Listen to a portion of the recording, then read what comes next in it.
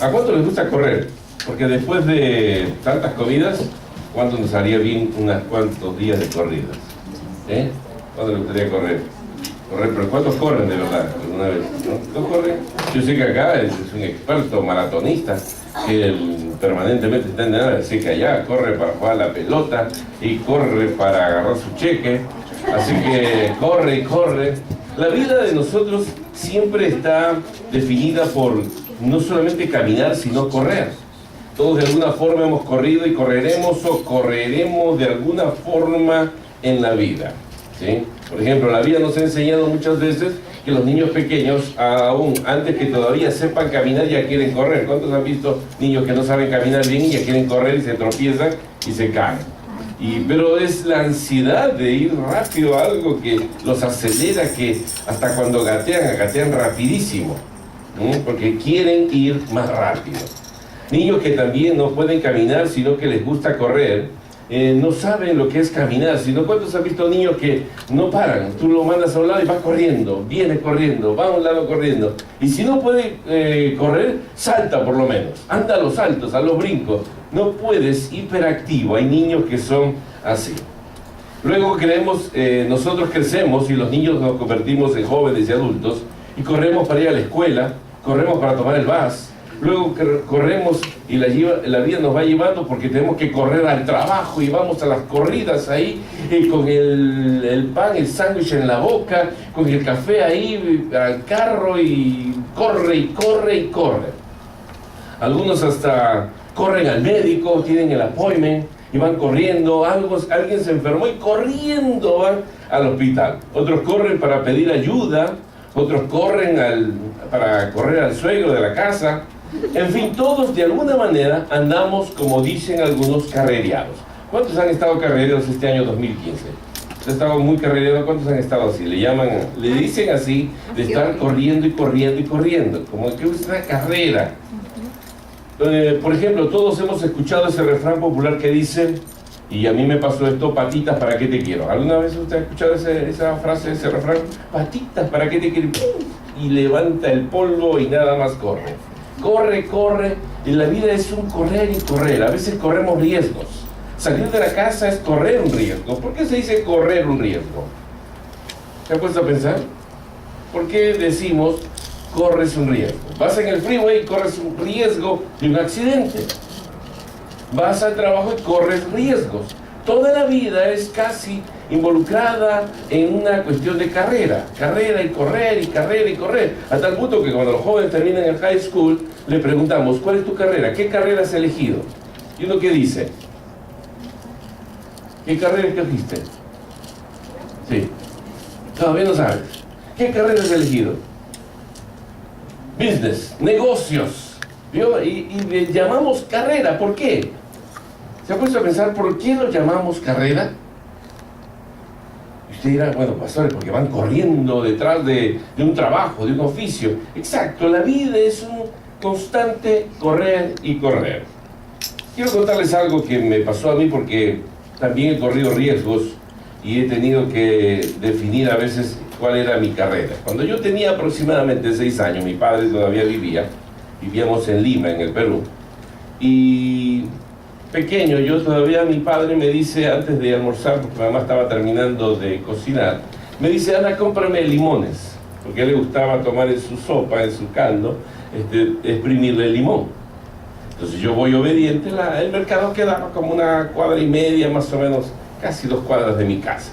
Así que yo voy corriendo al mercado, y el mercado era un mundo, me gustaba, porque había un montón de frutas, vendedores, a veces habían hasta gente, monitos que sacaban la suerte, había un montón de cosas, postres que se vendían ahí, pero yo tenía que ir a comprar limón.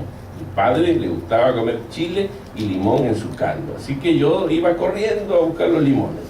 Y como siempre, como niño, que me dicen que vaya rápido, yo fui corriendo.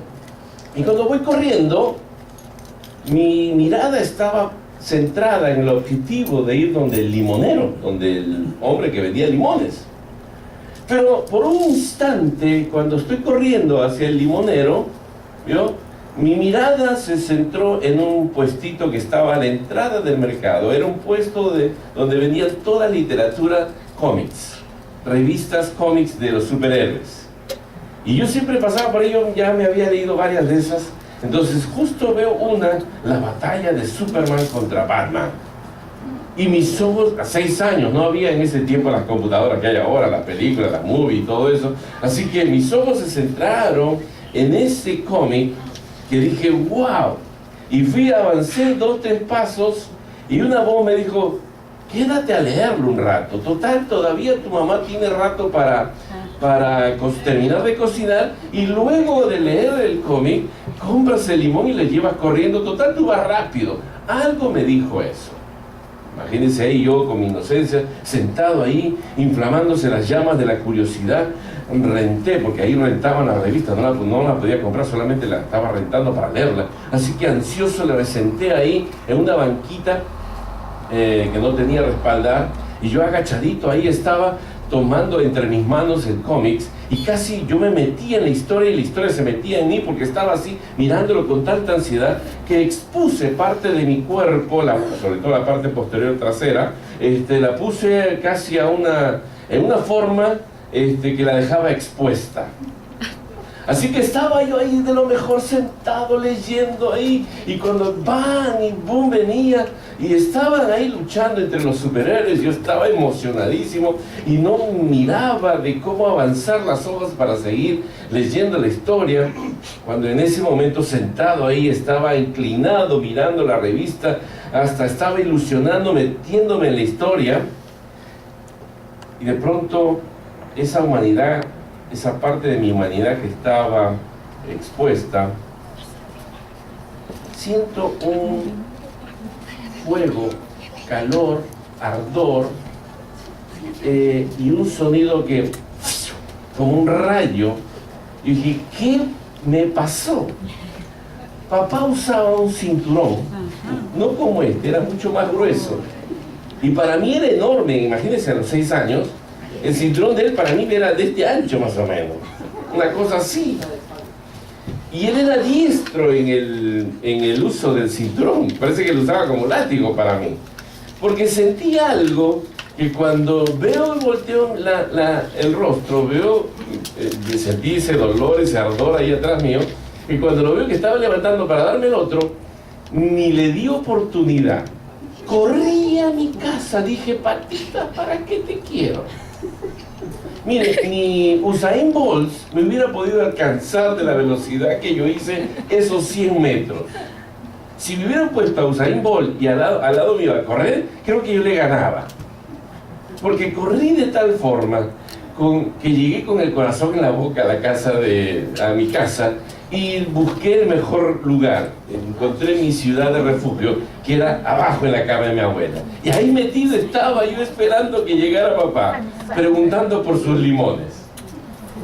Y recién vino la noción, los limones. No olvide. ¿Por qué le cuento esto? Porque todos de alguna manera hemos corrido y algunos seguimos corriendo, pero la intención mía esta mañana es poder pensar juntos por un momento sobre el texto que nos habla el profeta en el libro de Habacuc, capítulo 2, versículos 2 y 3. Voy a seguir hablando para darle oportunidad que usted busque en la Biblia Habacuc, capítulo 2 al 3. ¿Sí?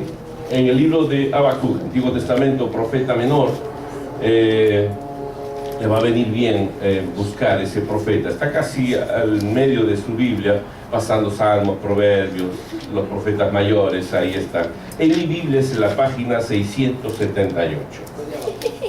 Habacuc, capítulo 2, versos 2 y 3. Dice así: Jehová me respondió y dijo, escribe la visión y declárala en tablas, para que corra el que leyere en ella. Aunque la visión tardará aún por un tiempo, más se apresura hacia el fin y no mentirá. Aunque tardare, espéralo, porque sin duda vendrá, no tardará. Fíjese lo que ha pasado en este pasaje, y es lo que yo quiero que usted vea, algunas instrucciones básicas que nos da el profeta. Este año es un año donde podemos tener visión y debemos tener visión. Pero una visión a veces solamente es una imagen, y la imagen, si no la registramos, Dios quiere que empecemos a transmitirla, pero en primer lugar que la escribamos. Hay gente que sabe lo que quiere, pero otras personas no saben lo que quieren. Hay gente que a veces en medio de tanta comunicación no nos comunicamos perfectamente. Nos comunicamos a medias y a veces hasta en doble sentido y a veces hasta en triple sentido, porque queremos que los demás entiendan lo que yo he dicho. Por ejemplo, cuando usted está con su esposa, los varones van a darse cuenta de esto. Cuando un hombre le pregunta a su esposa, ¿cómo estás? Y ella dice, bien, empiezas a temblar, porque algo está pasando. Y cuando le dices, ¿te pasó algo? Y ella te dice, nada. Pero ese nada significa que algo ha pasado realmente. ¿Sí o no? Sí. La comunicación no es clara, pero mi abuela decía, a buen entendedor, pocas palabras. A veces hay que interpretar ese nada o todo bien, como si estuviera algo pasando realmente. Ellos quieren transmitirlo. Hay gente que a veces piensa que los otros seres humanos son telépatas, que interpretan lo que la mente está pensando. Yo pienso algo, le digo nada, pero estoy diciendo algo sí ha pasado. Quiero que leas mi mente. Dios está diciéndonos aquí cuando nos va a dar una visión para este año 2016. ¿Cuántos quieren tener una visión para el año 2016? Dice, el pueblo sin visión perece.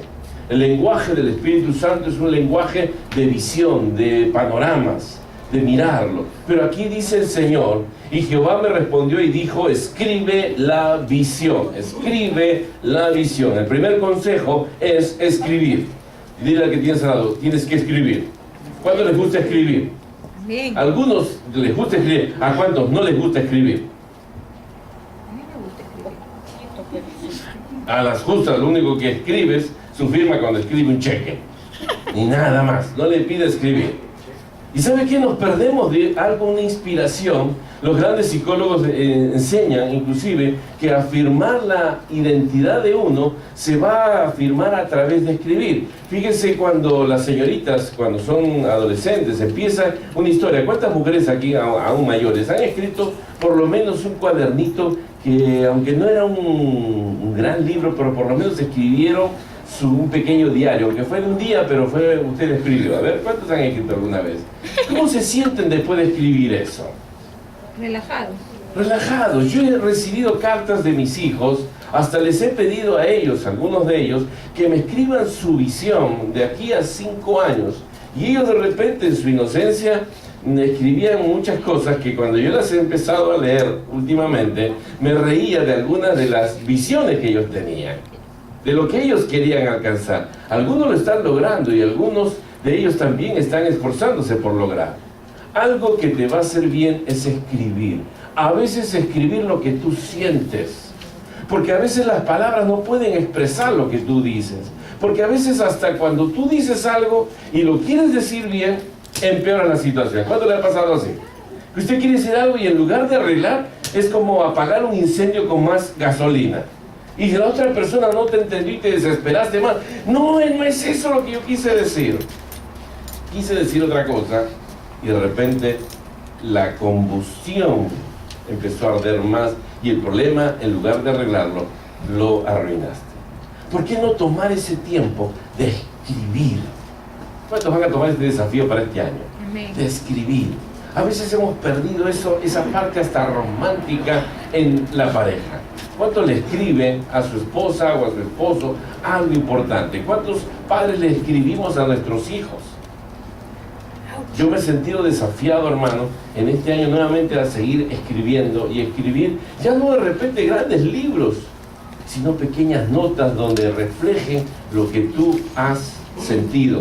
A veces escribirle a tu mamá, gracias mamá, hoy día la comida estuvo especial, espectacular, me agradó tanto que me hizo recordar cuando tú hiciste ese pozole. ¿Te acuerdas, mamá, ese pozole? De repente ni la mamá se acuerda, pero tú te acordaste por comer eso y lo escribes, que la mente y la imaginación de quien recibe el papel aumenta y desarrolla.